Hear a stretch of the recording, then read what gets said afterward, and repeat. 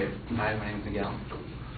According to an Allen Guttmacher Institution survey that is conducted yearly, nearly 42 million are performed each year. That's 115,000 a day. In the U.S. alone, 1.37 million a year, or 3,700 a day. What are these? Abortions. And why is it at such a high rate? Maybe because we don't understand or acknowledge the identity or the status of an unborn fetus. In this case, a fetus is an unborn being ranging from the moment of conception till birth. My proposal is, since the moment of conception, a fetus is a living human being. My justification is, from the moment of conception, the fetus begins as a zygote, which is a unicellular being with 46 chromosomes. I will prove this through the use of history of unicellular organisms, the acknowledgement of a fetus as a zygote as a human being, and embryonic laws. Okay, first of all life forms begin as unicellular beings. That is, they contain only one cell. 3 to 4 million years ago, the first known living organisms were single-celled and have since evolved. From a microbial organism into everything that we see today, from plants to the different species of animals. So my claim isn't that the fetuses are people, they're just living beings. Okay. Secondly, a zygote is a living being.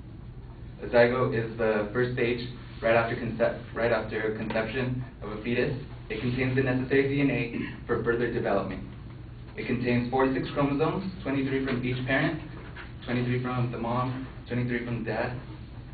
And as a zygote, as a fetal zygote, it fulfills the 4 criteria necessary to establish life.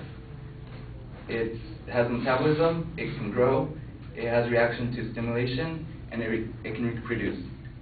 Going back to the first organisms that were on the planet, without meeting these 4 things, of course, we wouldn't be here, because if they couldn't reproduce, they would have all eventually died out.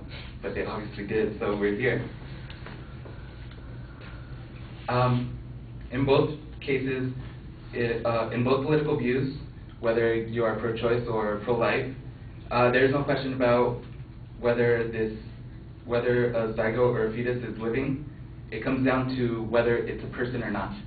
But if you're not regarding a fetus as living, as a person, but rather just as living, then that means animals aren't people, or any other living thing isn't a person. So why do we have PETA? Why do we have rights for animals? Thirdly, as relating to the laws, embryonic laws, the application to the unborn, as stated in the Constitution, is similar to that of children. In the Constitution, it doesn't state that children are protected under law. It's implied for adults, So it is merely enumerated in the 9th Amendment that states under the undefined rights of people that aren't specifically enumerated in the Constitution. In the infamous case of Roe versus Wade, the Supreme Court defined that abortion was accepted by law, but the NARL, which is the National Abortion Rights Leaders, a political group that is aiming to appeal that decision of abortion, it concludes that it's just a simple question of dominion. It's not a question of if the mother has the right over her own body, but it's a question of double dominion, which in that case the fetus also has a say, well, not a say, but a chance for survival.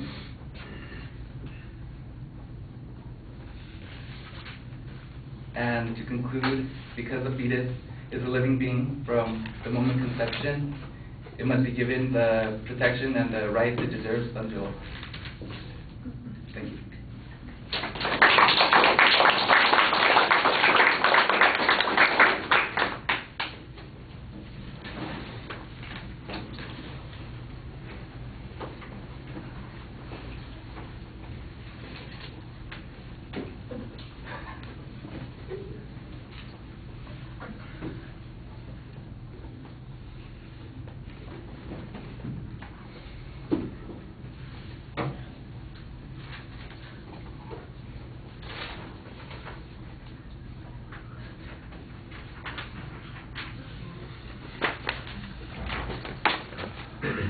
All right, Miguel, you make the claim. I think the phrasing is a little bit awkward.